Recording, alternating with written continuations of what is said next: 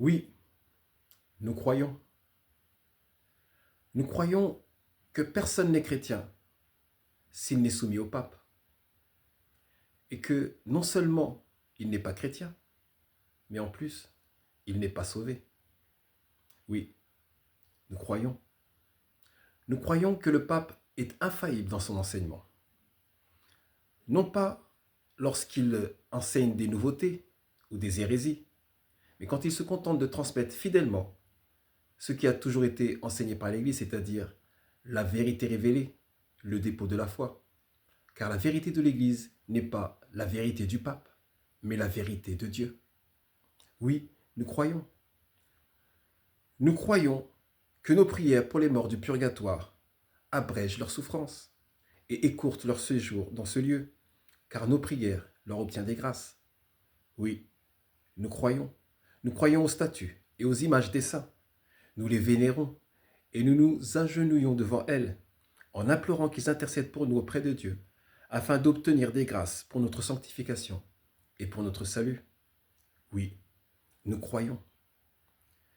Nous vénérons la très sainte Vierge Marie comme la Reine du ciel, comme notre Sainte Mère, comme la mère de tous les chrétiens et comme la mère de Dieu, car nous croyons que le Jésus dont elle est la mère, c'est Dieu. Oui, nous croyons. Nous croyons que la très sainte Vierge est toujours vierge et pure de toute séhure, qu'elle n'a jamais péché, qu'elle est immaculée conception, la trésorière de toutes les grâces, la mère de l'Église du Christ, et qu'elle intercède pour nous, ses enfants, auprès de son Fils Jésus-Christ, pour le salut de nos âmes. Oui, nous croyons. Nous croyons que celui qui n'a pas Marie pour mère n'est pas chrétien et qu'il ne peut pas avoir Dieu pour père. Oui, nous croyons que le saint sacrifice de la messe est le sacrifice non sanglant de notre Seigneur Jésus-Christ, qu'il n'est pas un autre sacrifice que celui du calvaire, mais qu'il est exactement le même, réactualisé par la consécration du prêtre, qui change la substance du pain et du vin en corps et en sang réel de notre Seigneur Jésus-Christ. Oui, nous le croyons, en la transsubstantiation. Et nous croyons qu'en mangeant ce pain, nous avons la vie éternelle, et que quiconque ne croit pas n'a pas la vie. Oui, nous croyons que le baptême des enfants donne la vie éternelle, qu'il efface le péché originel et les péchés actuels, et que les enfants reçoivent la foi par l'intermédiaire de leurs parrains et marraines. Oui, nous croyons que l'Église seule est garantie d'erreur dans l'interprétation des Saintes Écritures, et qu'elle seule est autorisée à enseigner ce qu'il faut croire et comment il faut croire, et ce, de manière infaillible, car Dieu ne peut pas se tromper, ni nous tromper. Oui, nous croyons que le christianisme n'est pas une religion du livre, et que la Bible n'est pas la seule source des révélations du christianisme, mais qu'il y a une autre source sans laquelle il n'est pas possible de comprendre la Bible, source qui est contenue dans la tradition apostolique et les enseignements des saints pères de l'Église, dont la Bible n'est qu'un résumé, et dont personne ne peut s'écarter sans s'écarter du christianisme.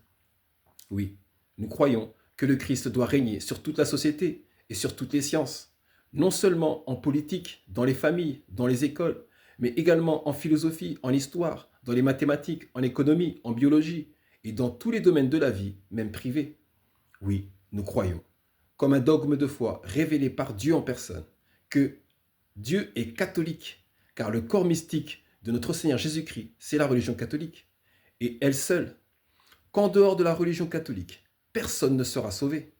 Et nous déclarons, avec la Sainte Église catholique, apostolique et romaine, que l'unité du corps de l'Église a un tel pouvoir que les sacrements de l'Église n'ont d'utilité en vue du salut que pour ceux qui demeurent en elle.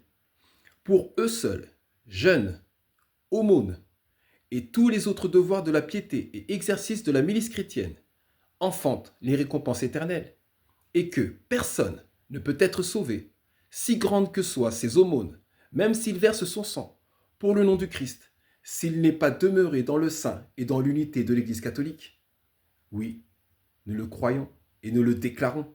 Nous le déclarons contre les hérétiques protestants et contre les hérétiques modernistes infiltrés dans l'Église catholique moderne et dans les églises traditionnelles.